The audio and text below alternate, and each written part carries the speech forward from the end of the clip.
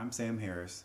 This is my personal video blog or vlog for my Art139 project over neoclassicism, romanticism, and realism.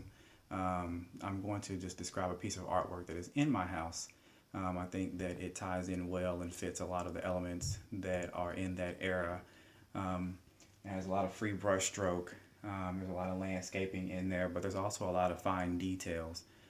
So I'm going to get in a little closer, try to show you guys some details.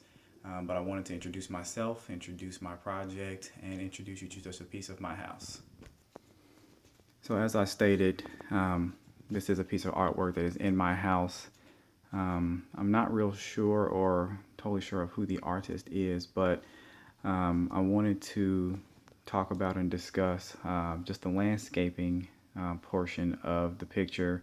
In the classism, landscaping was described as or defined as where the environment, the atmosphere, or an object kind of takes focal point in the picture. So in my picture, I believe that the background here plays a lot into the picture, but I also think that the vase or vase that the roses are in is the focal point. But there's also a lot of detail, as you can see in the feather work and paint work there. Also, the detail and design around the outside of the piece of art. That is not the frame. That's actually a piece of the work of art. The framework begins here. So that means the artist actually used both of these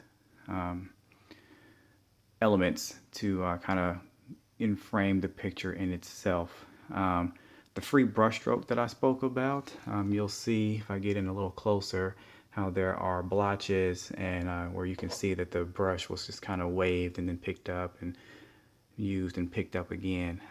That was also common in the neoclassicism and realism era, kind of bring a little real life, not so perfect touch to the artwork. It's what the artist done.